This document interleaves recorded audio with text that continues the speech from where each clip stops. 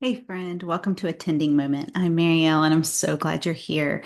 This week I am tending through Ruth chapter 1 in my time with the Lord using my Tend method of Bible study.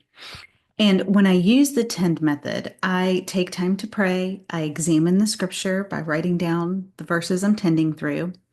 And so I wrote out these verses and then I noticed the lesson. What's it teaching about God and what promise or action, command, or example is being given here, the original intent of that author. And then finally, I seek to do what it says, and that's just responding to how might I respond to this lesson, just responding to the lesson that day. And so today's verses were Ruth 1, 10 through 14. And so I just want to read them to you real quick and then just share with you what it's saying there and what the Lord shared with me. And so verses 10 through 14 say that Naomi and her two daughters-in-law were going their separate ways. And the daughters-in-law said to Naomi, "We will return with you to your people," to talking about going back to Bethlehem. And Naomi said, "Turn back, my daughters. Why will you go with me? Have I yet sons in my womb that they may become your husbands? Turn back, my daughters, go your way, for I'm too old to have a husband. And if I should say I have hope, even if I should have a husband this night and should bear sons, would you therefore wait till they were grown? Would you therefore refrain from marrying? No, my daughters, for it's exceedingly bitter for me, for your sake, that the hand of the Lord go out against me." And then in Ruth 1:14, it says, "They, the daughters-in-law, lifted up their voices and wept again. And Orpah, one of the daughters-in-law, kissed her mother-in-law Naomi, but Ruth, the other daughter-in-law, clung to her." So in these verses, we see that Naomi, the Israelite wife of Elimelech, they had moved their family to um, Moab after the famine in Israel. And the husband of Naomi had died, Elimelech, along with the two sons. And so she was left with her daughters-in-law, Ruth and Orpah.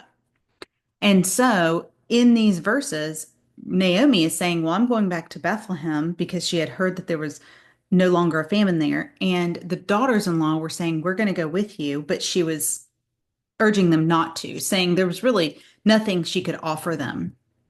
And so I asked myself in this after I wrote this, and examined the scripture and wrote this down, I asked myself, what is this teaching about God, and what um, examples or commands or actions are in these verses? And what really stood out to me is that Naomi, in all of her deep pain that she is navigating, I mean, she's really dealing with some heavy grief of losing her husband and her two sons. And she's far from where, the land, the promised land of God, even by her own choices, maybe, or her husband's choices.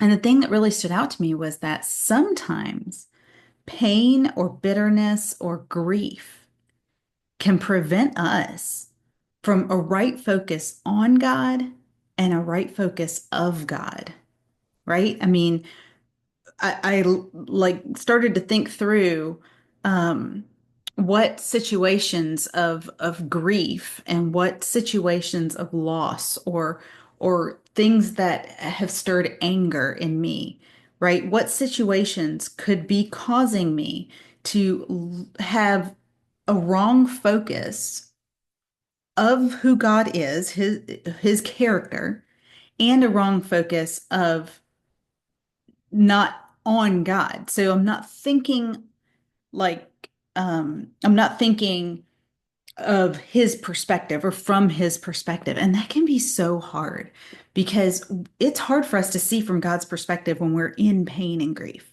right?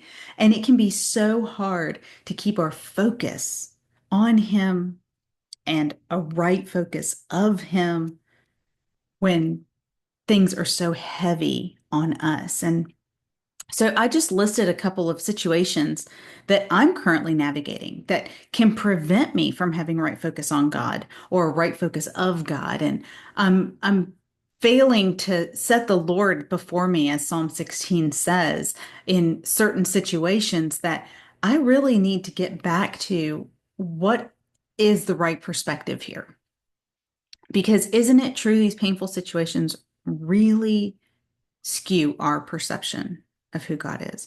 And so I wonder for you, is there a grief or a pain, um, a loss, a bitterness in your own heart that is currently preventing you from having a right focus on God, having His perspective, or maybe a right focus of God, like failing to see the character of who God really is? And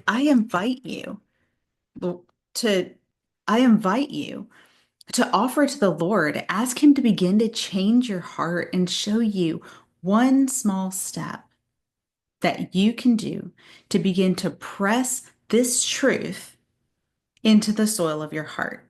It might be that we need to pray for somebody that we're angry with, or maybe we need to write a verse of scripture. I mean, Psalm 16 is a great place to start. I set the Lord always before me. It's a choice. What if I set the Lord before me using scripture? Or what if we need to text somebody and ask forgiveness? Or forgive somebody and free ourselves from the bondage of unforgiveness? Whatever the Lord is prompting you to do, friend, I invite you to do it. He will be faithful to go before you and bring fruit from each seed of truth that He plants in your soul. So, if this tending moment has been a blessing to you, I invite you to join me alongside others who are tending together in our online community as we seek to grow in grace and bear much fruit to the Father's glory. Until next time, keep tending your soul.